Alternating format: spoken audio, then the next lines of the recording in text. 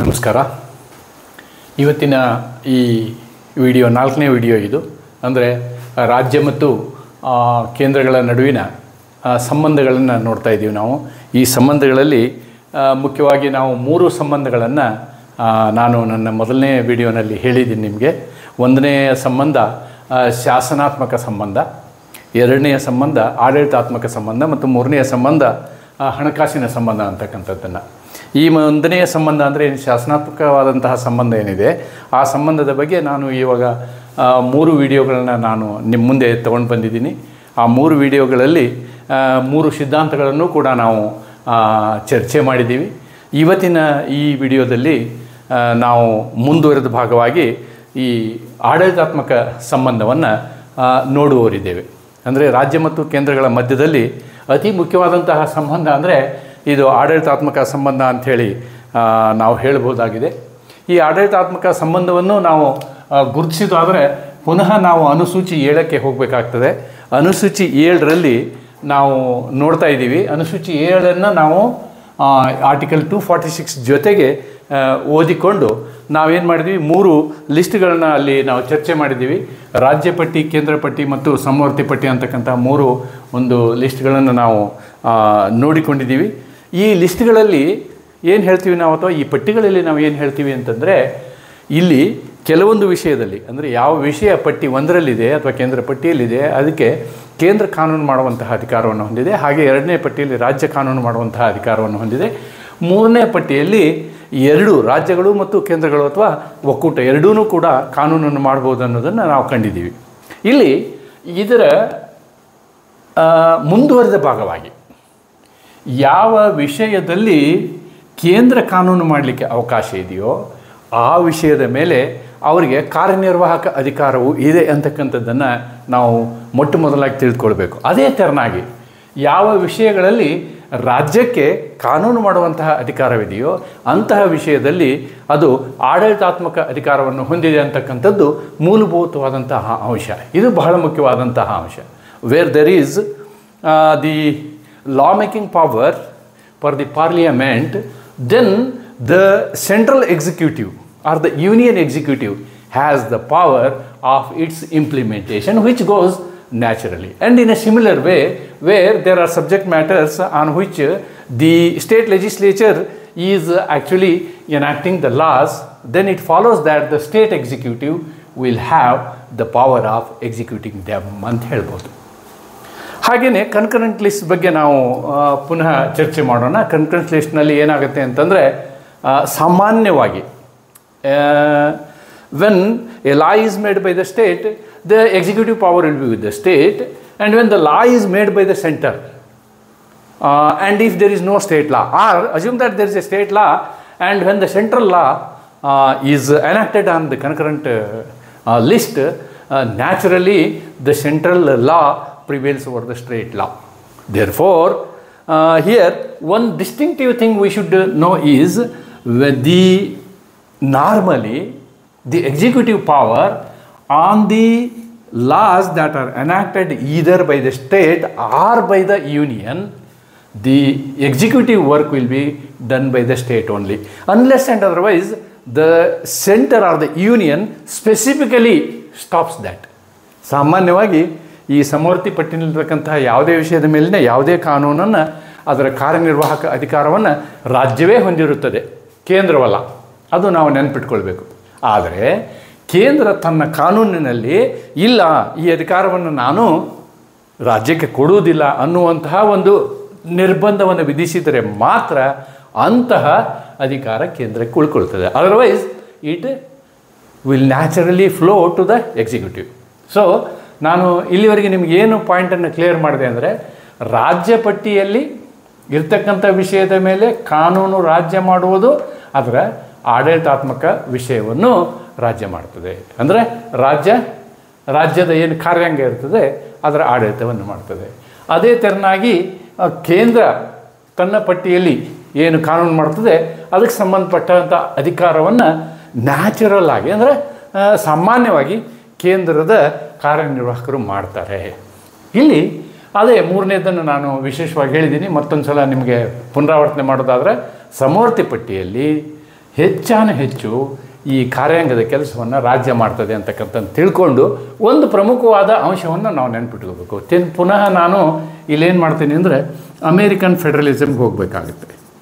American federalism ಹೇಗಿದೆ ಅಂದರೆ ಇಲ್ಲಿ there are exclusive executive means union executive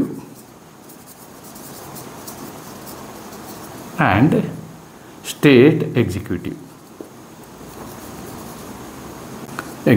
There are two executives, but in the Indian context, ಭಾರತದ ವಿಷಯದಲ್ಲಿ ನಾವು ತೆಗೆದುಕೊಂಡ್ರೆ ಎಲ್ಲ ವಿಷಯದಲ್ಲೂ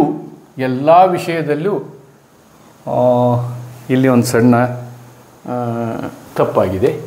ಈ ರಾಜ್ಯ ಮತ್ತು ಕೇಂದ್ರ ಮತ್ತು ರಾಜ್ಯ, ಕೇಂದ್ರ ರಾಜ್ಯ ಪಟ್ಟಿ. ಓಕೆ, ಎಲ್ಲ ಸಂದರ್ಭದಲ್ಲಿಯೂ ಈ ರೀತಿಯಾದಂತಹ ಎರಡು ಕಾರ್ಯಾಂಗಗಳು ನಮ್ಮಲ್ಲಿ ಕಾಣೋದಿಲ್ಲ. ಉದಾಹರಣೆಗೆ ನಾವು ಕೇಂದ್ರದ ವಿಷಯವನ್ನು ತೆಗೆದುಕೊಳ್ಳೋಣ. ಕೆಲವೊಂದು ಡಿಪಾರ್ಟ್ಮೆಂಟ್ಗಳು ಮಾತ್ರ ನಾವು ಕೇಂದ್ರದ ಕಾರ್ಯಾಂಗವನ್ನು ಕಾಣ್ತೀವಿ. For example income tax, military ಅಥವಾ ಪೋಸ್ಟ್ ಆಫೀಸ್, ಇಂಥ ವಿಷಯಗಳಲ್ಲಿ ಕೇಂದ್ರ ಸರ್ಕಾರ ತಂದೇ ಆದಂತಹ ಕಾರ್ಯಾಂಗವನ್ನು ಹೊಂದಿದೆ. ಆದರೆ ಇನ್ನುಳಿದಂತಹ ಸಂದರ್ಭದಲ್ಲಿ ಈ ಕಾರ್ಯಾಂಗಕ್ಕಾಗಿ ಕೇಂದ್ರವು ರಾಜ್ಯದ ಮೇಲೆ ಅವಲಂಬಿತ ಆಗಿದೆ. ಮುಖ್ಯವಾಗಿ ಈ ಪ್ರಕರಣಗಳಲ್ಲಿ ಈ ವಿಷಯವನ್ನಲ್ಲದೆ ಇದನ್ನೇ ಪ್ರಮುಖವಾಗಿ ನೋಡ್ತೀವಿ. ಅಂದರೆ ಕೇಂದ್ರ ಮತ್ತು ರಾಜ್ಯಗಳು ಯಾವ ರೀತಿ ಈ ಕಾರ್ಯನಿರ್ವಾಹಕ ಅಧಿಕಾರವನ್ನು ಸುಗಮವಾಗಿ ನಿರ್ವಹಿಸಬೇಕು ಅಂತಕ್ಕಂಥದ್ದನ್ನು ನಾವು ಒಂದೊಂದಾಗಿ ಅನುಚ್ಛೇದಗಳಲ್ಲಿ ನೋಡ್ತಾ ಹೋಗ್ಬೋದು. ಆದ್ದರಿಂದ ಈಗ ನಾನು ಮೊದಲನೇದಾಗಿ ಅನುಚ್ಛೇದ 256 ನಿಮಗೆ ಅನಲೈಸ್ ಮಾಡ್ತಾ ಇಲ್ಲಿ ಹೇಳಲಿಕ್ಕೆ ಇಷ್ಟಪಡ್ತೀನಿ. ಇಲ್ಲಿ ಏನಾಗುತ್ತೆ ಅಂತಂದರೆ ಅನುಚ್ಛೇದ 256 it talks about the responsibility of the state executive. ರಾಜ್ಯದ ಬಾಧ್ಯತೆ ಅಂದರೆ ರಾಜ್ಯದ ಕಾರ್ಯಾಂಗದ ಬಾಧ್ಯತೆ ಅಂತ ಹೇಳ್ಬೋದು ನಾವು. ಇಲ್ಲಿ ಏನು ಹೇಳುತ್ತೆ ಅಂತಂದರೆ ರಾಜ್ಯದ ಕಾರ್ಯಾಂಗವನ್ನು ನಿರ್ಬಂಧಗೊಳಿಸ್ತದೆ. It limits the power of the state executive. ರಾಜ್ಯದ ಏನು ಎಕ್ಸಿಕ್ಯೂಟಿವ್ ಇದ್ದಾರೆ, ಈ ಎಕ್ಸಿಕ್ಯೂಟಿವ್ನ ಅಧಿಕಾರವನ್ನು ಎರಡು ರೀತಿಯಲ್ಲಿ ನಾವು ಅನುಚ್ಛೇದ 256ರಲ್ಲಿ ನಿರ್ಬಂಧಿಸುವುದನ್ನು, ಲಿಮಿಟ್ ಮಾಡುವುದನ್ನು ನೋಡ್ಬೋದು. ಅಂದರೆ ಮೊದಲನೆಯದೇನು ಅಂತಂದರೆ ಈ ಕೇಂದ್ರ ಅಥವಾ ಸಂಸತ್ತು ಯಾವ ಕಾನೂನನ್ನು ಮಾಡ್ತದೋ ಆ ಕಾನೂನನ್ನು ಇಂಪ್ಲಿಮೆಂಟ್ ಮಾಡುವಂತಹ ಕೆಲಸ ಏನಿದೆ ಅಥವಾ ಆ ಕಾನೂನನ್ನು ಅನುಷ್ಠಾನಗೊಳಿಸುವಂತಹ ಕೆಲಸ ಏನಿದೆ ಅಂತಹ ಕೆಲಸವನ್ನು ರಾಜ್ಯ ಸರ್ಕಾರ ಮಾಡಬೇಕಾಗ್ತದೆ. ಅಂದರೆ ಏನು ಮಾಡಬೇಕು ಅಂತಂದರೆ ಆ ಕಾನೂನು ಯಾವುದು ಅನುಷ್ಠಾನ ಅಂದರೆ ರಾಜ್ಯಕ್ಕೆ ಅನುಷ್ಠಾನವಾಗುವಂತಹ ಕಾನೂನು ಇರುತ್ತೋ ಅಲ್ಲಿ ಸಪರೇಟಾಗಿ ಅದಕ್ಕಾಗಿಯೇ ಅದರದೇ ಆದಂತಹ ಕಾರ್ಯಾಂಗ ಇಲ್ಲದ ಸಂದರ್ಭದಲ್ಲಿ ಅಂತಹ ಎಲ್ಲ ಕಾನೂನುಗಳ ಯಶಸ್ವಿಗೊಳಿಸುವಂಥದ್ದು, ಅನುಷ್ಠಾನಗೊಳಿಸುವಂಥದ್ದು ರಾಜ್ಯದ ಜವಾಬ್ದಾರಿಯಾಗಿದೆ, ರಾಜ್ಯದ ಕಾರ್ಯಾಂಗದ ಜವಾಬ್ದಾರಿಯಾಗಿದೆ. ಆ ಸಂದರ್ಭದಲ್ಲಿ ಏನಾಗುತ್ತೆ ಅಂತಂದರೆ ಅಕಸ್ಮಾತ್ ಈ ಅನುಷ್ಠಾನಗೊಳಿಸುವಂತಹ ಪ್ರಕ್ರಿಯೆಯಲ್ಲಿ ಏನಾದರೂ ನ್ಯೂನ್ಯತೆ ಕಂಡು ಬಂದಲ್ಲಿ ಕೇಂದ್ರಕ್ಕೆ ಅಧಿಕಾರ ಇದೆ. ಅಂದರೆ ಕೇಂದ್ರದ ಕಾರ್ಯನಿರ್ವಾಹಕಕ್ಕೆ ಅಧಿಕಾರ ಇದೆ. The union executive has got the power. ಏನು ಪವರ್? ಅದು ರಾಜ್ಯಕ್ಕೆ ನಿರ್ದೇಶನಗಳನ್ನು ಕೊಡ್ಬೋದು. ನೀನು ಇಂತಿಂತಹ ನನ್ನ ಕಾನೂನುಗಳಿದ್ದಾವೆ, ಫಾರ್ ಎಕ್ಸಾಂಪಲ್ ಈ ಆಯುಷ್ಮಾನ್ ಭಾರತ್, ಸ್ವಚ್ಛ ಭಾರತ್, ಇವೆಲ್ಲ ಕೇಂದ್ರದ ಯೋಜನೆಗಳು. ಇವುಗಳನ್ನು ಜಾರಿಗೆ ತರುವುದು ರಾಜ್ಯದ ಕಾರ್ಯಾಂಗದ ಕರ್ತವ್ಯ. ಈ ರಾಜ್ಯದ ಕಾರ್ಯಾಂಗ ಆ ರೀತಿ ಮಾಡದೆ ಹೋದಂತಹ ಸಂದರ್ಭದಲ್ಲಿ ಕೇಂದ್ರದ ಕಾರ್ಯಾಂಗಕ್ಕೆ ಅಧಿಕಾರವಿದೆ. ಏನು ಅಧಿಕಾರವಿದೆ? ರಾಜ್ಯದ ಕಾರ್ಯಾಂಗಕ್ಕೆ ನಿರ್ದೇಶನ ಕೊಡುವಂತಹ ಅಧಿಕಾರ ಇದೆ. When the laws of the parliament are not being implemented in its true spirit, in its letter and spirit, then the union executive has got a power to issue directions to the state to ensure that the parliamentary laws are implemented properly. That is what is available in article 256. ಅನುಚ್ಛೇದ 256ರಲ್ಲಿ ಇದನ್ನು ಹೇಳ್ತದೆ. ಇದು ಬಹಳ ಮುಖ್ಯ. ಅಂದರೆ ರಾಜ್ಯವು ಕೇಂದ್ರದ ಎಲ್ಲ ಯೋಜನೆಗಳನ್ನು ಅದರ ಕಾನೂನಿನ ಉದ್ದೇಶಕ್ಕನುಗುಣವಾಗಿ ಅನುಷ್ಠಾನಗೊಳಿಸುವಂತಹ ಕೆಲಸ ಇವರು ಮಾಡಬೇಕಾಗ್ತದೆ. This is point number 1. ಇನ್ನು ನಾವು ಮುಂದುವರೆದ ಭಾಗವಾಗಿ ಅನುಚ್ಛೇದ 257 ನೋಡಿದರೆ ಇದನ್ನೇ ಇನ್ನೊಂದು ಸ್ವಲ್ಪ ನಾವು ಅದನ್ನು ವಿಸ್ತರಿಸಿದ್ದಾರೆ ಅಂತ ಹೇಳ್ಬೋದು. Article 257 enhances and clarifies certain points, enhances and clarifies certain points of article 256. What is that? State executives power ಅಂದರೆ ರಾಜ್ಯ ಕಾರ್ಯನಿರ್ವಾಹಕ ಅಧಿಕಾರ ಏನಿದೆ, ಈ ಅಧಿಕಾರ ಏನಾಗಿರಬಾರ್ದು, ಅದು ಅಡಚಣೆ ಉಂಟು ಮಾಡುವಂತಹ, ಪ್ರತಿಕೂಲವನ್ನು ಉಂಟು ಮಾಡುವಂತಹ ಆ್ಯಕ್ಷನ್ ಆಗಿರಬಾರ್ದು. ಯಾವುದಕ್ಕೆ? ಕೇಂದ್ರ ಎಕ್ಸಿಕ್ಯೂಟಿವ್ ಪವರ್ಗೆ ಅಥವಾ ಕೇಂದ್ರದ ಕಾರ್ಯನಿರ್ವಾಹಕ ಅಧಿಕಾರ ಏನಿದೆ ಅದಕ್ಕೆ ಅಡಚಣೆ ಉಂಟು ಮಾಡುವಂತಹ ಪ್ರಕ್ರಿಯೆ ಇವರಿಂದ ಆಗಿರಬಾರ್ದು. See, always the state executive should supplement the union executive, should supplement the laws but should not supplant the purpose of the union ಅಂತಕ್ಕಂಥದ್ದನ್ನು ಇಲ್ಲಿ ನಾವು ಹೇಳ್ಬೋದು. ಪ್ರತಿಕೂಲ ವಾತಾವರಣವನ್ನು ರಾಜ್ಯದ ಆಡಳಿತ ಮಂಡಳಿ ಕ್ರಿಯೇಟ್ ಮಾಡಬಾರ್ದು, ಅಂಥ ಸನ್ನಿವೇಶವನ್ನು ತಂದುಕೊಳ್ಬಾರ್ದು. ಅದು ಎಂತಹ ಸನ್ನಿವೇಶಗಳನ್ನ ಉತ್ಪನ್ನ ಮಾಡಬೇಕು ಅಂತಂದರೆ ಯಾವಾಗಲೂ ಕೇಂದ್ರದ ಎಕ್ಸಿಕ್ಯೂಟಿವ್ ಅಥವಾ ಕೇಂದ್ರದ ಏನು ಕಾರ್ಯನಿರ್ವಾಹಕರ ಉದ್ದೇಶ ಏನಿರ್ತದೆ, ಕೇಂದ್ರದ ಯೋಜನೆಗಳ ಅನುಷ್ಠಾನದ ಉದ್ದೇಶ ಏನಿರ್ತದೆ ಅದಕ್ಕೆ ಅನುಗುಣವಾಗಿಯೇ ಇದಿರಬೇಕು. ಅದಕ್ಕೆ ಧಕ್ಕೆ ತರುವಂತಹ, ಅದಕ್ಕೆ ತೊಂದರೆ ಮಾಡುವಂತಹ ಅಥವಾ ಕೇಂದ್ರ ಒಂದು ಕಾನೂನು ಮಾಡೋದಕ್ಕೆ ಅದಕ್ಕೆ ತದ್ವಿರುದ್ಧವಾದಂತಹ ಒಂದು ಆ್ಯಕ್ಷನನ್ನು ರಾಜ್ಯ ಮಾಡಕೂಡ್ದು, ರಾಜ್ಯದ ಕಾರ್ಯಾಂಗ ಮಾಡಕೂಡ್ದು ಅಂತಕ್ಕಂಥದ್ದನ್ನು ನಾವು ಆರ್ಟಿಕಲ್ 257ನಲ್ಲಿ ಹೇಳ್ತಾ ಅದರಲ್ಲಿ ಮತ್ತೆ ಸಬ್ ಆರ್ಟಿಕಲ್ಸ್ ವಿ ಆರ್ ಹ್ಯಾವಿಂಗ್. ಆ ಸಬ್ ಆರ್ಟಿಕಲ್ ನಾವೇನು ಹೇಳ್ತೀವಿ ಅಂದರೆ, ಈ ಕಮ್ಯುನಿಕೇಷನ್ ಮೀನ್ಸ್ ಮಾಡಲಿಕ್ಕೆ ಅಂದರೆ ರಸ್ತೆ ಮಾಡೋದಿರ್ಬೋದು ಅಥವಾ ಆ್ಯಕ್ಚುಯಲ್ ಕಮ್ಯುನಿಕೇಷನ್ ಇರ್ಬೋದು ಅಥವಾ ವಾಟರ್ ವೇಸ್ ಇರ್ಬೋದು, ರೋಡ್ ವೇಸ್ ಇರ್ಬೋದು. ಯಾವ ಪರ್ಪಸ್ಗೆ? ಎರಡು ಪರ್ಪಸ್, ಒಂದು ರಾಷ್ಟ್ರೀಯ ಉದ್ದೇಶಕ್ಕಾಗಿ ಮತ್ತು ರಕ್ಷಣಾ ಉದ್ದೇಶಕ್ಕಾಗಿ. ರಾಷ್ಟ್ರೀಯ ಉದ್ದೇಶಕ್ಕಾಗಿ ಮತ್ತು ರಕ್ಷಣಾ ಉದ್ದೇಶಕ್ಕಾಗಿ ಏನು ನಾವು ಮೀನ್ಸ್ ಆಫ್ ಕಮ್ಯುನಿಕೇಷನ್ ಅಂತ ಹೇಳ್ತೀವಿ, ಅದು ರಸ್ತೆ ಇರ್ಬೋದು, ರೈಲ್ವೆ ಇರ್ಬೋದು, ವಾಟರ್ ವೇಸ್ ಇರ್ಬೋದು. ಈ ಎಲ್ಲ ಸಂದರ್ಭಗಳಲ್ಲಿಯೂ ಕೂಡ ಅದನ್ನು ಅನುಷ್ಠಾನಗೊಳಿಸುವಂತಹ ಜವಾಬ್ದಾರಿ ಅಥವಾ ಅದಕ್ಕೆ ಇಂಪೀಡ್ ಮಾಡಲಾರ್ದಂತಹ ಜವಾಬ್ದಾರಿ ಯಾರ ಮೇಲಿದೆ? ರಾಜ್ಯ ನಿರ್ವಾಹಕರ ಮೇಲಿದೆ ಅಂತಕ್ಕಂಥದ್ದನ್ನು ನಾವು ಇಲ್ಲಿ ಕಾಣಬಹುದಾಗಿದೆ. ಮತ್ತು ಕೆಲವು ಸಂದರ್ಭದಲ್ಲಿ ಏನು ಮಾಡ್ಬೋದು ಅಂತಂದರೆ ನೋಡಿ, ಇನ್ನೂ ಒಂದು ಇದನ್ನು ಸ್ಪೆಸಿಫಿಕ್ಕಾಗಿ ಹೇಳಿದೆ ನಾವು, ನಿಖರವಾಗಿ ಈ ಒಂದು ವಿಷಯವನ್ನು ಹೇಳಿದ್ದೀವಿ. ಏನು? ರೈಲ್ವೆಯ ಎಲ್ಲ ಆಸ್ತಿಗಳನ್ನು ರಕ್ಷಣೆ ಮಾಡುವಂತಹ ಕೆಲಸ ರಾಜ್ಯದ್ದಾಗಿದೆ. ಒಂದು ವಿಶೇಷ ನೀವು ನೆನ್ಪಿಟ್ಕೊಳ್ಬೇಕು, RPF ಅಂತ ಇರ್ತಾರೆ ರೈಲ್ವೆದಲ್ಲಿ. Even though they are RPF police of the central, but they are administratively or legally they are part of state police. They are part of state police. ಆದ್ದರಿಂದ ಈ ರೈಲ್ವೆಯ ರಕ್ಷಣೆಯನ್ನು ಮಾಡುವಂತಹ ಜವಾಬ್ದಾರಿ ಕೂಡ ನಾವು ಆರ್ಟಿಕಲ್ ಅಥವಾ ಅನುಚ್ಛೇದ 257ರಲ್ಲಿ ನೋಡ್ತೇವೆ. ಆಮೇಲೆ ಇನ್ನೊಂದು, ಈ ರೀತಿಯಾದಂತಹ ಅನುಷ್ಠಾನಗೊಳಿಸುವಂತಹ ಸಂದರ್ಭದಲ್ಲಿ the centre gives direction, you do this, you do this, you do this ಮಾಡಿದಂತಹ ಸಂದರ್ಭದಲ್ಲಿ ರಾಜ್ಯಕ್ಕೆ ಹಣಕಾಸಿನ ಹೊರೆ ಆಗ್ಬೋದು. There may be a financial burden on the state. ಆ ಬರ್ಡನ್ ಅಂದರೆ ಕೇಂದ್ರದ ಯೋಜನೆಯ ಬರ್ಡನನ್ನು ರಾಜ್ಯ ಯಾಕೆ ತಗೊಳ್ಬೇಕು? ಅಂಥ ಸಂದರ್ಭದಲ್ಲಿ ಇದರಲ್ಲಿ ಕೊನೆಯದಾಗಿ ಏನು ಹೇಳ್ತಾರೆ ಅಂದರೆ ಆರ್ಟಿಕಲ್ 257ನಲ್ಲಿ ಆ ರೀತಿಯಾದಂತಹ ಎಲ್ಲ ಖರ್ಚುಗಳನ್ನು ಅಂದರೆ ಯೋಜನೆಗಳನ್ನು ಜಾರಿಗೆ ತರುವಂತಹ ಸಂದರ್ಭದಲ್ಲಿ ಆದಂತಹ ಖರ್ಚುಗಳನ್ನು ಕೇಂದ್ರ ರಾಜ್ಯಕ್ಕೆ ಭರಿಸಬೇಕಾಗ್ತದೆ. It's a responsibility of the union also. The union has to pay any expenditure done extra in the intent of or in the interest of executing the directions of the union, direction of the union government or the union executive. At that point, then the center or the union is bound to pay the charges. Sometimes the state may ask 100 crores and the center may say I will give only 50 crores. Under that dispute, then the judiciary will come into picture. ಭಾರತದ ಮುಖ್ಯ ನ್ಯಾಯಮೂರ್ತಿಗಳು ಅದಕ್ಕೆ ಒಬ್ಬ ಆರ್ಬಿಟರ್ನ ನೇಮಕ ಮಾಡ್ತಾರೆ. ಆ ಆರ್ಬಿಟರು decide ಮಾಡಿದಂತಹ ಒಂದು ಮೊತ್ತ ಏನಿದೆಯಲ್ಲ, that is binding on the union. Executive has to pay that amount ಅಂತಕ್ಕಂಥದ್ದನ್ನು ನಾವು ಆರ್ಟಿಕಲ್ 257ನಲ್ಲಿ ನೋಡ್ತೀವಿ.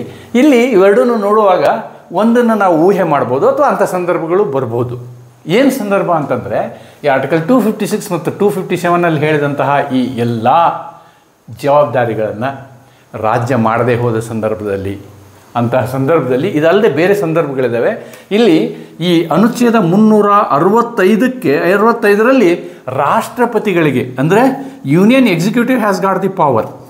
ದಿ ಯೂನಿಯನ್ ಎಕ್ಸಿಕ್ಯೂಟಿವ್ ಅಂದರೆ ನಿಮ್ಮ ಒಕ್ಕೂಟ ಕಾರ್ಯಾಂಗ ಇದೆಯಲ್ಲ, ಆ ಕಾರ್ಯಾಂಗಕ್ಕೆ ಅಧಿಕಾರ ಇದೆ. ಏನು ಅಧಿಕಾರ? They will form a opinion. ಏನು ಒಪಿನಿಯನ್ನು? ಸಂವಿಧಾನದತ್ತವಾದ ರೀತಿಯಲ್ಲಿ ಅಥವಾ ಸಂವಿಧಾನದ ಪ್ರಾವಧಾನಗಳ ಪ್ರಕಾರ ರಾಜ್ಯವು ಆಡಳಿತ ನಡೆಸುವಲ್ಲಿ ವಿಫಲವಾಗಿದೆ. ಯಾವ ಕಾರಣದಲ್ಲಿ? ಈ ಕಾರ್ಯನಿರ್ವಾಹಕ ಅಧಿಕಾರಗಳು ಏನಿದ್ದಾವೆ, ಈ ಅಧಿಕಾರಗಳನ್ನು ಕೇಂದ್ರ ನಿರ್ವಹಿಸುವಲ್ಲಿ ರಾಜ್ಯ ಅಡೆತಡೆ ಉಂಟು ಮಾಡ್ತದೆ, ಅಥವಾ ರಾಜ್ಯ ಅದನ್ನು ಸರಿಯಾದ ರೀತಿಯಲ್ಲಿ ಮಾಡ್ತಾ ಇಲ್ಲ ಅನ್ನುವಂತಹ ಸಂದರ್ಭದಲ್ಲಿ ರಾಷ್ಟ್ರಪತಿಗಳು ಇದಕ್ಕೆ ತಕ್ಕ ಹಾಗೆ ಒಂದು ಒಪಿನಿಯನ್ನನ್ನು ಫಾರ್ಮ್ ಮಾಡಿದರೆ, ಅಭಿಪ್ರಾಯವನ್ನು ಅವರು ಅಭಿಪ್ರಾಯಕ್ಕೆ ಬಂದರೆ, ಎಂಥ ಅಭಿಪ್ರಾಯ? ಈ ರೀತಿಯಾದಂತಹ ಕಾರ್ಯನಿರ್ವಾಹಕ ಕೆಲಸಗಳನ್ನು ಅದು ಕೇಂದ್ರಕ್ಕೆ ತದ್ವಿರುದ್ಧವಾಗಿ ಮಾಡ್ತಿದೆ, ಅಥವಾ ಸಂವಿಧಾನದ ಆಶೋತ್ತರಗಳಿಗೆ ವಿರುದ್ಧವಾದಂತಹ ಕೆಲಸಗಳನ್ನು ಮಾಡ್ತಾ ಇದೆ ಅನ್ನುವಂತಹ ಒಂದು ಒಪಿನಿಯನ್ನನ್ನು ಮಾಡಲಿಕ್ಕೆ ಅಧಿಕಾರವನ್ನು 365ರಲ್ಲಿ ಕೊಡಲಾಗಿದೆ ರಾಷ್ಟ್ರಪತಿಗಳಿಗೆ.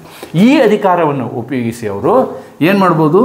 356ರ ಅಡಿಯಲ್ಲಿರ್ತಕ್ಕಂತಹ ರಾಷ್ಟ್ರಪತಿ ಆಡಳಿತವನ್ನು ಜಾರಿಗೊಳಿಸ್ಬೋದು. ಈ 3 ಅನುಚ್ಛೇದಗಳನ್ನು ನಾವು ನೋಡಿದಾಗ ಇಲ್ಲಿ ನಾವು ಏನು ಹೇಳ್ಬೋದು ಅಂತಂದರೆ, ರಾಜ್ಯ ಯಾವುದೇ ಕಾರಣಕ್ಕೂ ಕೇಂದ್ರದ ಒಟ್ಟಿಗೆ ಸಂಘರ್ಷಕ್ಕೆ ಇಳಿಯುವ ಪ್ರಶ್ನೆ ಬರೋದಿಲ್ಲ.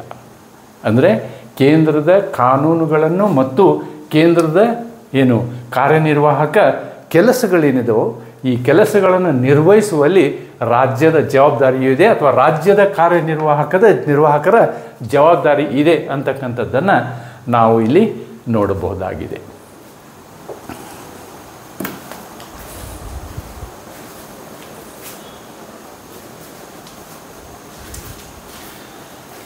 ಇನ್ನು ಮುಂದುವರೆದು ಮುಂದಿನ ಅನುಚ್ಛೇದವನ್ನು ನಾವು ನೋಡೋದಾದರೆ ಆರ್ಟಿಕಲ್ 258ನಲ್ಲಿ ಮತ್ತು 258A ಕೊಡತಗೊಳ್ಳುವ ಸಂಬಂಧ ಇದೆ ಅಂತ ಹೇಳ್ಬೋದು ನಾವು.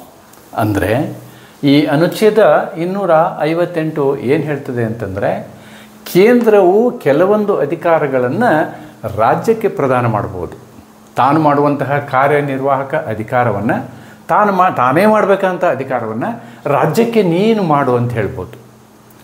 The union can confer certain powers on the state and it has got again 2 sub-articles. One is with the consent of the governor, ಅಥವಾ ರಾಜ್ಯದ ಸಮ್ಮತಿಯೊಂದಿಗೆ ಕೇಂದ್ರದ ಕಾರ್ಯನಿರ್ವಾಹಕ ಅಥವಾ ಪ್ರೆಸಿಡೆಂಟ್ ಏನು ಮಾಡ್ಬೋದು? ರಾಜ್ಯಕ್ಕೆ ಅಧಿಕಾರವನ್ನು ಕೊಡ್ಬೋದು. To execute certain works which belong to the union, which belong to the laws of the union or policies of the union, then the union may confer that power to a particular state or group of states to execute such project or such activities or the implementation of such laws. That is available in article 258(1) with consent. And the same thing, consent ಇಲ್ಲದೇನೂ ಕೂಡ ನೋಡಿ, consent ಇರಲೇಬೇಕನ್ನುವಂಥ ನಿಯಮ ಏನಿಲ್ಲ. ಒಪ್ಪಿಕೊಂಡು ಮಾಡಿದರೆ ಸರಿ, ಒಪ್ಪಿಕೊಂಡು ಮಾಡದೆ ಹೋದರೆ ಕೇಂದ್ರ ಅವರ ಮೇಲೆ ಒತ್ತಡದಿಂದನೂ ಸಮ್ಮತಿ ಇಲ್ಲದೇನೂ ಕೂಡ ಏನು ಮಾಡ್ಬೋದು ಅಂದರೆ ಕೇಂದ್ರ ರಾಜ್ಯಕ್ಕೆ ಅಂತಹ ಅಧಿಕಾರವನ್ನು ಹಸ್ತಾಂತರ ಮಾಡ್ಬೋದು. ನೀ ಇಂತಹ ಪ್ರಕಾರಗಳನ್ನು ಕಾರ್ಯನಿರ್ವಾಹಕ ಕೆಲಸಗಳನ್ನು ನೀನು ಮಾಡಲೇಬೇಕು ಅಂತಕ್ಕಂಥದ್ದನ್ನು ಹೇಳಬಹುದು. ಇದಕ್ಕೆ ಒಂದು ಪ್ರಕರಣ ಇದೆ. ಇದಕ್ಕೆ ಸಂಬಂಧಪಟ್ಟಂತೆ ನೀವು ಇದನ್ನು ನೋಡ್ಬೋದು. ಈ ರೀತಿಯಾಗಿ ಬರೀ ನೀವು ಅಧಿಕಾರವನ್ನು ಕೊಡೋದಲ್ಲ, ಅದಕ್ಕೆ ಸಂಬಂಧಪಟ್ಟಂತಹ ಖರ್ಚೇನಾದರೂ ಆದರೆ ಆ ಖರ್ಚನ್ನು ಕೇಂದ್ರವೇ ಭರಿಸಬೇಕಾಗ್ತದೆ ಅಂತಕ್ಕಂಥದ್ದನ್ನು ನಾವಿಲ್ಲಿ ನೋಡ್ಬೋದು. ಮತ್ತು ಈ ಮೊದಲು ನಾನು ಹೇಳಿದಾಗ, ಹಿಂದಿನ ಆರ್ಟಿಕಲ್ನಲ್ಲಿ ಹೇಳಿದಾಗ, ಇದರಲ್ಲಿ ಏನಾದರೂ ಡಿಫರೆನ್ಸ್ ಆಫ್ ಒಪಿನಿಯನ್ ಅಥವಾ ಅಭಿಪ್ರಾಯ ವ್ಯತ್ಯಾಸ, ಅಮೌಂಟಿನ ವಿಷಯದ ಬಗ್ಗೆ ಅಥವಾ ಆ ಮೊತ್ತದ ಬಗ್ಗೆ ಏನಾದರೂ ವ್ಯತ್ಯಾಸಗಳು ಇದ್ದಾಗ ಆರ್ಬಿಟ್ರರ್ ಏನಿದ್ದಾರೆ, ಮುಖ್ಯ ನ್ಯಾಯಾಧೀಶರು, ಕೇಂದ್ರದ ಮುಖ್ಯ ನ್ಯಾಯಾಧೀಶರು ಅಥವಾ ಭಾರತದ ಮುಖ್ಯ ನ್ಯಾಯಾಧೀಶರು ನಿರ್ಣಯ ಮಾಡಿದಂಥ ಆರ್ಬಿಟ್ರ್ ಏನು ಹೇಳ್ತಾರೆ, ಆ ಅಮೌಂಟನ್ನು ಈ ಕೇಂದ್ರ ಕೊಡಬೇಕಾಗ್ತದೆ ಅಂತಕ್ಕಂಥದ್ದನ್ನು ನಾವಿಲ್ಲಿ ಕಾಣ್ಬೋದು. ಇಲ್ಲಿ ಒಂದು ಕೇಸ್ ಲಾ ಇದೆ. ಏನು ಕೇಸ್ ಲಾ ಅಂತಂದರೆ, ಇದು Anwar versus state of JNK. ಇಲ್ಲಿ ಈ ಅನ್ವರ್ ಅಂತಕ್ಕಂಥವನ್ನ ಸ್ಟೇಟ್ ಆಫ್ JNKಯಿಂದ ಡಿಬಾರ್ ಮಾಡಿರ್ತಾರೆ, ಗಡಿ ಬಾರ್ ಮಾಡಿರ್ತಾರೆ. He is sent outside, he should not live in JNK ಅಂತಕ್ಕಂಥ ಗಡಿ ಪಾರನ್ನ ಮಾಡಿರ್ತಾರೆ. ಈ ಗಡಿ ಪಾರನ್ನ ಮಾಡಿರುವಂತಹ ಅಧಿಕಾರ ಈ ಕಾನೂನಿನಲ್ಲಿರುತ್ತೆ, foreigners act 1946. But as per the foreigners act 1946, the power is vested in the union but not in the state of JNK. ಒಬ್ಬರನ್ನ ಗಡಿ ಫಾರ್ಮ್ ಮಾಡಬೇಕು ಅಂತಂದರೆ union has got the power to do this. This was challenged, but because this power was conferred by the union to the state as per article 258(1). Under 258(1), this power was delegated by the union to the JNK government. ಅಂದರೆ ಈ ಏನು ಅನುಚ್ಛೇದ 258(1) ಏನು ಪ್ರಾವಧಾನ ಇದೆ, ಈ ಪ್ರಾವಧಾನದ ಪ್ರಕಾರ ಇಂತಹ ಅಧಿಕಾರವನ್ನು ಕೇಂದ್ರವು ರಾಜ್ಯಕ್ಕೆ ಕೊಟ್ಟಿತ್ತು. ಆದ್ದರಿಂದ ಈ ಅಣ್ಣುವರು ಏನು ಕ್ಲೇಮ್ ಮಾಡಿದ್ರು, ನೀವು ನನ್ನ ಗಡಿ ಪಾರು ಮಾಡೋಕ್ಕಾಗಲ್ಲ, ನಿಮ್ಮ ಕೆಲಸ ಅಲ್ಲ, ಇದು ಕೇಂದ್ರದ ಕೆಲಸ ಅಂತೇನು ಹೇಳಿದರು, ಇದನ್ನು ತಳ್ಳಿ ಹಾಕಿ ಸುಪ್ರೀಂ ಕೋರ್ಟ್ ಏನು ಹೇಳ್ತು, ಇಲ್ಲೇ ಇಲ್ಲ, ಅನುಚ್ಛೇದ 258(1) ಅವರಿಗೆ ಈ ಅಧಿಕಾರವನ್ನು ಡೆಲಿಗೇಟ್ ಮಾಡಲಾಗಿದೆ. ಡೆಲಿಗೇಟೆಡ್ ಪವರ್, ಡೆಲಿಗೇಟೆಡ್ ಅಧಿಕಾರವನ್ನು ಹಸ್ತಾಂತರ ಮಾಡಲಾಗಿದೆ ಅಥವಾ ಅಧಿಕಾರವನ್ನು ಪ್ರದಾನ ಮಾಡಲಾಗಿದೆ. ಯಾರಿಗೆ ಅಧಿಕಾರವನ್ನು ಪ್ರದಾನ ಮಾಡಲಾಗಿದೆ? ಕೇಂದ್ರದ ಅಧಿಕಾರವನ್ನು JNK ರಾಜ್ಯಕ್ಕೆ ಪ್ರದಾನ ಮಾಡಲಾಗಿದೆ. ಆದ್ದರಿಂದ ನಿಮ್ಮನ್ನು ಗಡಿಪಾರು ಮಾಡಿರುವಂತಹ ಏನು ಪ್ರಕ್ರಿಯೆ ಇದೆಯಲ್ವಾ, ಎಕ್ಸಿಕ್ಯೂಟಿವ್ ಆ್ಯಕ್ಷನ್ ಇದೆಯಲ್ವಾ, ಅಥವಾ ಕಾರ್ಯಾಂಗದ ಕಾರ್ಯನಿರ್ವಾಹಕ ಅಧಿಕಾರ ಇದೆಯಲ್ಲ, ಅದು ಸರಿಯಾಗಿದೆ ಅಂತಕ್ಕಂಥ ತೀರ್ಪನ್ನು ಈ ಪ್ರಕರಣದಲ್ಲಿ ಕೊಡಲಾಯಿತು. ಇದು ಕೇಂದ್ರ ರಾಜ್ಯಕ್ಕೆ ಕೊಡುವಂಥ ಅಧಿಕಾರ. ಆದರೆ ಇದೇ ತೆರನಾಗಿ 7ನೇ ಸಂವಿಧಾನ ತಿದ್ದುಪಡಿಯಲ್ಲಿ ಏನು ಮಾಡಲಾಯಿತು ಅಂತಂದರೆ 258(a) ಸೇರಿಸಲಾಯಿತು. 258(a) ಏನು ಹೇಳುತ್ತೆ ಅಂತಂದರೆ, ರಾಜ್ಯಗಳು ಕೇಂದ್ರಕ್ಕೆ ಅಧಿಕಾರವನ್ನು ಕೊಡ್ಬೋದು, ತಮ್ಮ ಪಟ್ಟಿಯಲ್ಲಿರ್ತಕ್ಕಂಥ ಅಧಿಕಾರ. ಇಲ್ಲೇನಾಯಿತು, ಕೇಂದ್ರ ತನ್ನ ಅಧಿಕಾರವನ್ನು ರಾಜ್ಯಕ್ಕೆ ಕೊಟ್ಟಿತ್ತು. ಅಂದರೆ ಕೇಂದ್ರದ ಪಟ್ಟಿಯಲ್ಲಿರ್ತಕ್ಕಂತಹ ಅಧಿಕಾರವನ್ನು, ಅದನ್ನು ಚಲಾಯಿಸುವಂತಹ ಅಧಿಕಾರವನ್ನು, ಕೇಂದ್ರದ ಪಟ್ಟಿ ಅಂದರೆ ಶೆಡ್ಯೂಲ್ 7ನಲ್ಲಿ ಕಾನೂನು ಮಾಡ್ತೀವಿ, ಆ ಕಾನೂನಿಗೆ ಸಂಬಂಧಪಟ್ಟಂತೆ ಕೇಂದ್ರಕ್ಕೆ ಅಧಿಕಾರ ಇರುತ್ತೆ. ಆ ಅಧಿಕಾರವನ್ನು ಅದು ರಾಜ್ಯಕ್ಕೆ ಕೊಡುವಂತಹ ಪ್ರಕ್ರಿಯೆಯನ್ನು ನಾವು 258 ನೋಡಿದರೆ, 258(A) ನಾವು ಏನು ನೋಡ್ತೀವಿ ಅಂತಂದರೆ, ರಾಜ್ಯಗಳು 1-2 ಅಥವಾ ಹೆಚ್ಚಿನ ರಾಜ್ಯಗಳು ಕೆಲವೊಂದು ಸಂದರ್ಭದಲ್ಲಿ ಕೇಂದ್ರಕ್ಕೆ ಹೇಳ್ತವೆ, ನೀವು ಈ ಕೆಲಸವನ್ನು ಮಾಡಿ ಅಂತ ಹೇಳ್ತವೆ.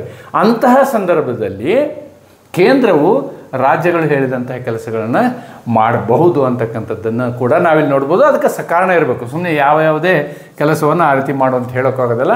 For example, there is a big project, 1-2 ರಾಜ್ಯದ ಮಧ್ಯೆ ಒಂದು ದೊಡ್ಡ ಪ್ರಾಜೆಕ್ಟ್ ಬರ್ತದೆ ಅಂತ ಇಟ್ಕೊಳ್ಳಿ. 2 ರಾಜ್ಯಗಳು ಒಪ್ಕೊಂಡು ಏನು ಮಾಡ್ತವೆ, ಕೇಂದ್ರದ ಹತ್ರ ಹೋಗ್ತವೆ, ಇದೊಂದು ದೊಡ್ಡ ಪ್ರಾಜೆಕ್ಟ್ ಇದೆ, ಒಂದು ದೊಡ್ಡ ಯೋಜನೆ ಇದೆ, ಈ ಯೋಜನೆಯನ್ನು ನೀವು ಕೇಂದ್ರದ ಅಧಿಕಾರದಲ್ಲಿ ನಮ್ಮ ಅಧಿಕಾರವನ್ನು ನೀವು ತೆಗೆದುಕೊಂಡು ನೀವು ಈ ಒಂದು ಯೋಜನೆಯನ್ನು ಯಶಸ್ವಿ ಮಾಡಿಕೊಡಿ ಅಂತಕ್ಕಂಥ ಏನು ವಿನಂತಿಯನ್ನು ರಾಜ್ಯಗಳು ಕೇಂದ್ರಕ್ಕೆ ಮಾಡುವ ಪ್ರಾವಧಾನವನ್ನು ನಾವು ಅನುಚ್ಛೇದ 258(A) ಕಾಣ್ತೀವಿ. ಈ ಅನುಚ್ಛೇದವನ್ನು 1956 7ನೇ ತಿದ್ದುಪಡಿಯಲ್ಲಿ ಜಾರಿ ಮಾಡಲಾಯಿತು. 258 ಇರುವಂತಹ ಅಧಿಕಾರ ಕೇಂದ್ರದಿಂದ ರಾಜ್ಯಕ್ಕೆ ಅಧಿಕಾರ, 258(A) ಇರುವಂತಹ ಅಧಿಕಾರ ರಾಜ್ಯದಿಂದ ಕೇಂದ್ರಕ್ಕೆ ಕೊಡುವಂತಹ, ಅಂದರೆ ರಾಜ್ಯಗಳು ತಮ್ಮ ಲಿಸ್ಟಿನಲ್ಲಿರ್ತಕ್ಕಂಥ ಲಿಸ್ಟ್ 2ನಲ್ಲಿರ್ತಕ್ಕಂಥ ಏನು ತಮ್ಮ ಅಧಿಕಾರಗಳಿದ್ದಾವೆ ಅವುಗಳನ್ನು ಕೇಂದ್ರಕ್ಕೆ ಹಸ್ತಾಂತರಿಸುವಂಥ ಪ್ರಕ್ರಿಯೆಯನ್ನು ನಾವು 258(A) ಕಾಣ್ತೀವಿ.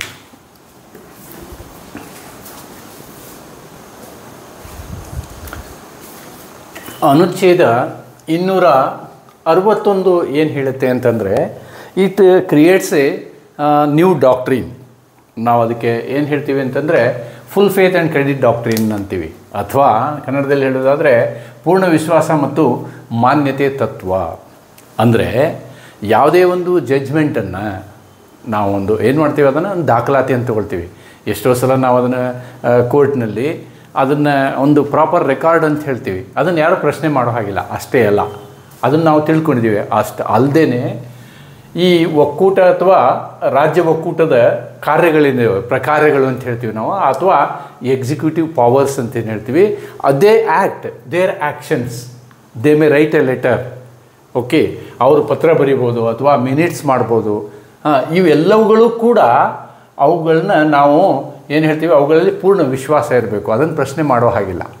ಆ ದಾಖಲಾತಿಯ ಓಕೆ, ನೀವು ಅದು ಫ್ರಾಡ್ ಅಂತ ಹೇಳಿ ಪ್ರಶ್ನೆ ಮಾಡ್ಬೋದೇ ಹೊರತು ಇಲ್ಲ ಆ ದಾಖಲೆಯನ್ನು ನೀವು ದಾಖಲೆಗೆ ತಗೊಳ್ಳಿಲ್ಲ ಅಂತ ಹೇಳೋಕ್ಕಾಗಲ್ಲ. ಅವ್ರು ಮಾಡಿದಂತಹ ಸರ್ಕಾರಿ ಎಲ್ಲ ದಾಖಲೆಗಳನ್ನು ಮತ್ತು ನ್ಯಾಯಿಕ ವ್ಯವಹರಣೆಗಳನ್ನು ಇವೆಲ್ಲವುಗಳನ್ನು ನಾವೇನು ಮಾಡ್ತೀವಿ ಅಂದರೆ ಅನುಚ್ಛೇದ 261 ಏನು ಹೇಳ್ತದೆ, ಆ ದಾಖಲೆಗಳನ್ನೆಲ್ಲವೂ ನಾವು ಅವನ್ನ ಒಪ್ಪಬೇಕಾದಂಥದ್ದು, ಅವುಗಳಲ್ಲಿ ವಿಶ್ವಾಸ ಇಡಬೇಕು ಅಥವಾ ಅವುಗಳನ್ನ ಒಪ್ಕೊಳ್ಬೇಕು. ಅವನ್ನ ಪ್ರಶ್ನೆ ಮಾಡುವಂಥ ಅಧಿಕಾರ ಇಲ್ಲ ಅಂತಕ್ಕಂಥದ್ದನ್ನು ನಾವಿಲ್ಲಿ ಆರ್ಟಿಕಲ್ 261ನಲ್ಲಿ ನೋಡ್ಬೋದು. ಇದರಲ್ಲಿ ನೀವು ಅತಿ ಸಾಧಾರಣವಾದ ಒಂದು ಉದಾಹರಣೆ ನಾವು ಹೇಳ್ಬೋದು ಅಂತಂದರೆ, ಸ್ಕೂಲ್ ಲೀವಿಂಗ್ ಸರ್ಟಿಫಿಕೇಟ್.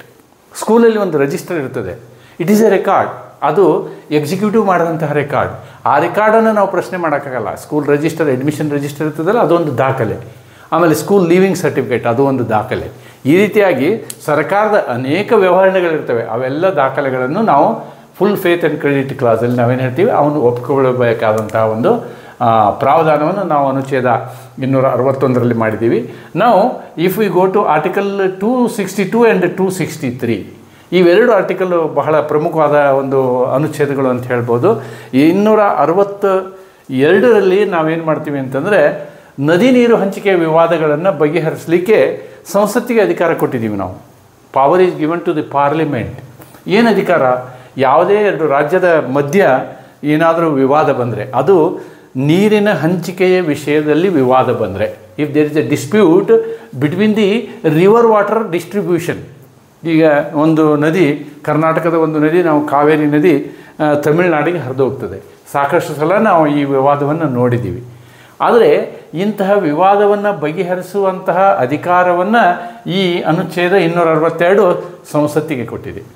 ಸಂಸತ್ತು ಅದರ ವ್ಯವಹರಣೆಯನ್ನು, ಅಡ್ಜುಡಿಕೇಷನ್ ಮಾಡುವಂತಹ ಒಂದು ಪ್ರಕ್ರಿಯೆಯನ್ನು ಸಂಸತ್ತು ನಿರ್ಧರಿಸಬೇಕು ಅಂಥೇಳಿ ಅನುಚ್ಛೇದ 262 ಹೇಳ್ತದೆ.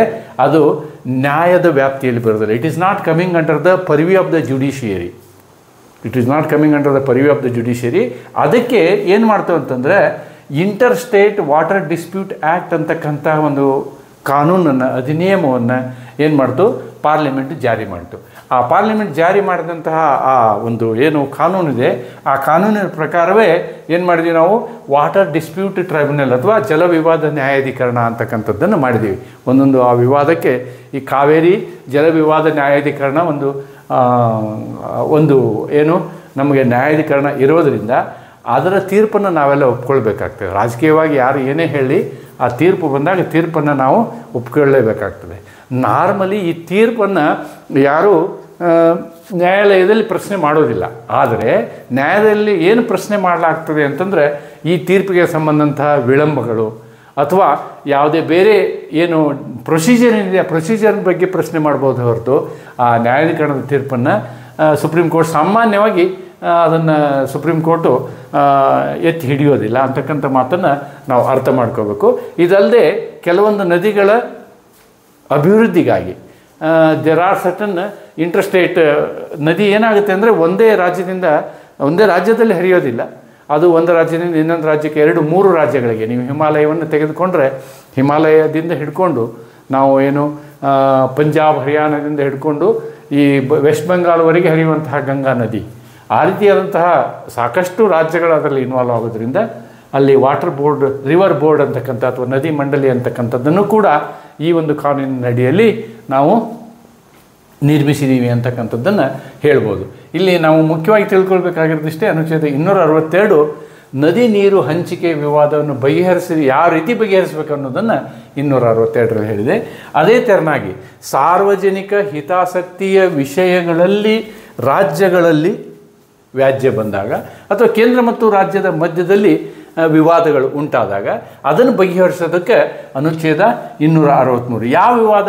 The dispute of the executive of the union and executive of the state or between interstate, executive of the interstate, if there is a dispute.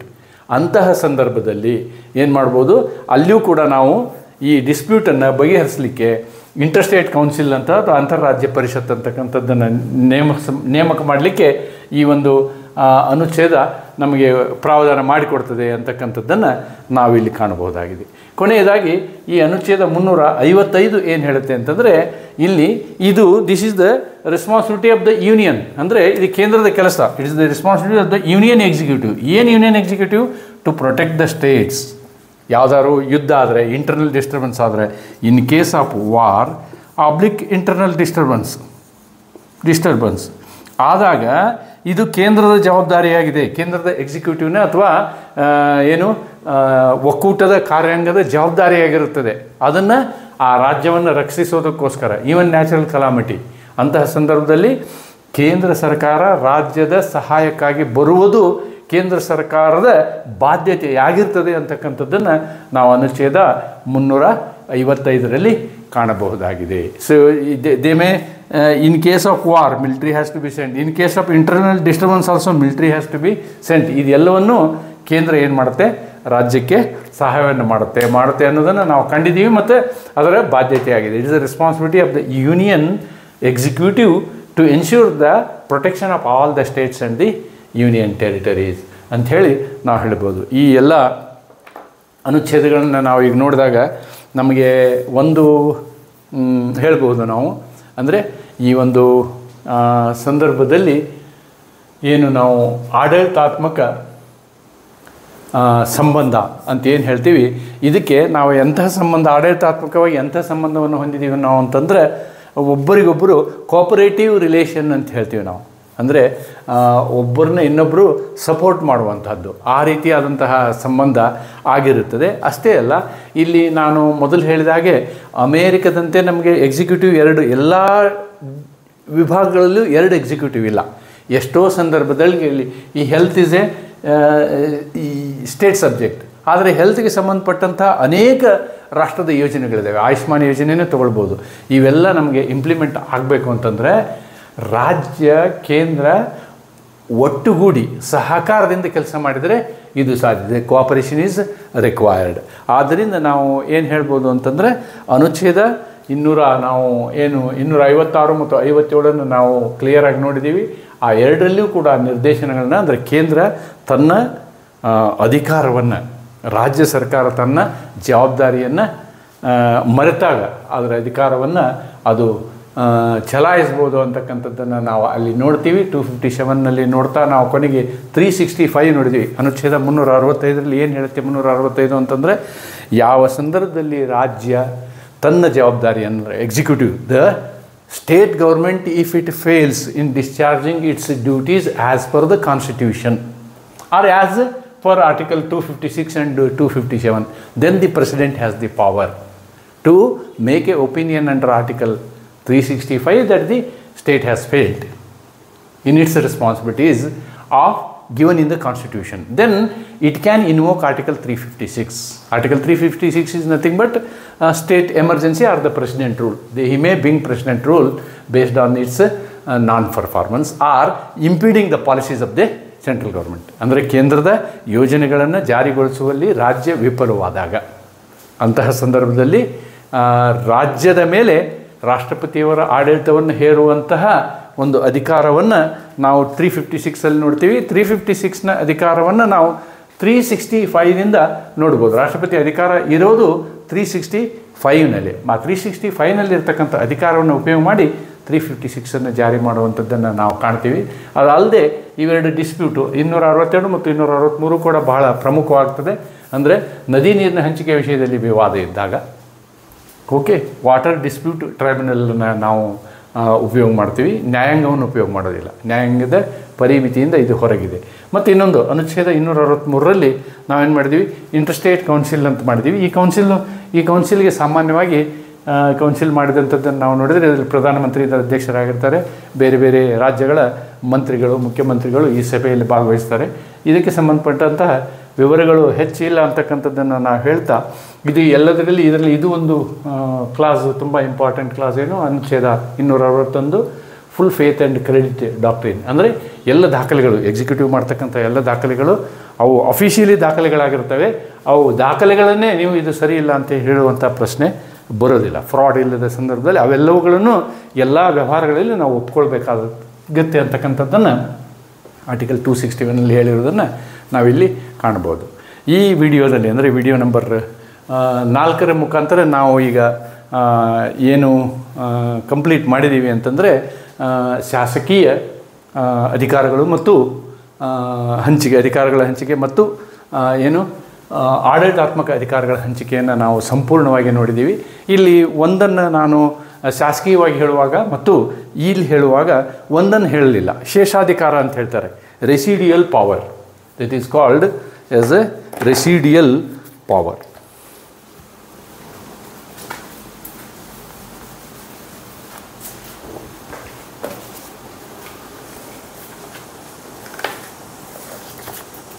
Residual power.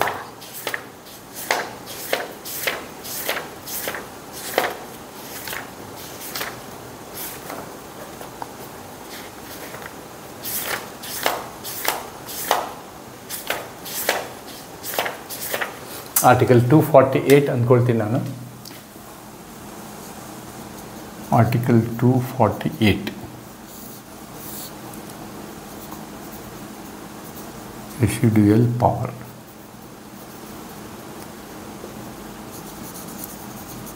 ಶೇಷಾಧಿಕಾರ. ಇದು actually it is in legislative section. ಶಾಸನೀಯ ಅಧಿಕಾರ ಅಂದರೆ ಯಾವ ವಿಷಯ list 1ನಲ್ಲಿ, list 2ನಲ್ಲಿ ಮತ್ತು list 3ನಲ್ಲಿ ಇಲ್ಲವೋ ಅಂತಹ ವಿಷಯ ಅಂಥೇಳಿ ಬಂದಾಗ ಅದನ್ನು ನಾವು ರೆಸಿಡಿಯಲ್ ಮ್ಯಾಟರ್ ಅಂತ ಹೇಳ್ತೀವಿ. ಆ ರೆಸಿಡಿಯಲ್ ಮ್ಯಾಟರ್ನ ಅಥವಾ ಆ ಉಳಿಕೆ ವಿಷಯದಲ್ಲಿ ಏನು ಶಾಸನವನ್ನು ಮಾಡುವಂತಹ ಅಧಿಕಾರ ಇದು ಯಾರಿಗಿದೆ? It is available to the union. Legislative is available to the union. This is very important. ಆದರೆ ಎಕ್ಸಿಕ್ಯೂಟಿವ್ ವಿಷಯದಲ್ಲಿ, ಯಾವ ವಿಷಯದಲ್ಲಿ ಕೇಂದ್ರಕ್ಕೆ ಅಧಿಕಾರವಿಲ್ಲವೋ ಅಂತಹ ಎಲ್ಲ ವಿಷಯದ ಮೇಲೆ ರಾಜ್ಯ ತನ್ನ ಅಧಿಕಾರವನ್ನು ನಡೆಸ್ಬೋದು ಅಂತಕ್ಕಂಥದ್ದನ್ನು ನಾವಿಲ್ಲಿ ನೋಡ್ಬೋದು. ಯಾಕೆಂದರೆ ಅಂತಹ ಸಂದರ್ಭದಲ್ಲಿ ಇದು ನನಗೆ ಅಧಿಕಾರನೇ ಇಲ್ಲ ಅಂಥೇಳಿ ರಾಜ್ಯ ಕೂರೋಕ್ಕಾಗಲ್ಲ. ಆದ್ದರಿಂದ ಶೇಷಾಧಿಕಾರ ಆಡಳಿತಾತ್ಮಕ ವಿಷಯದಲ್ಲಿ ಬಂದಾಗ ರಾಜ್ಯಕ್ಕೆ ಅಧಿಕಾರ ಉಂಟು. ಆದರೆ ಶೇಷಾಧಿಕಾರ ಕಾನೂನು ಮಾಡುವಂತಹ ಸಂದರ್ಭದಲ್ಲಿ ಈ ಅಧಿಕಾರ ಯೂನಿಯನ್ನಿಗೆ, ಅಥವಾ ಯೂನಿಯನ್ ಅನ್ನೋದಕ್ಕಿಂತ I should have told you here parliament. ಇದು ಸಂಸತ್ತಿಗೆ ಈ ಅಧಿಕಾರ. ಶಾಸನ ಮಾಡುವಂತಹ ಅಧಿಕಾರ on residual power is available to the parliament, whereas in the administrative area the residual power is with the executive, particularly the state executive ಅಂತಕ್ಕಂಥ ಮಾತನ್ನು ಹೇಳಿ ಇಲ್ಲಿಗೆ ಈ ವಿಡಿಯೋ ನಾವು ಮುಕ್ತಾಯಗೊಳಿಸೋಣ. ನಮಸ್ಕಾರ.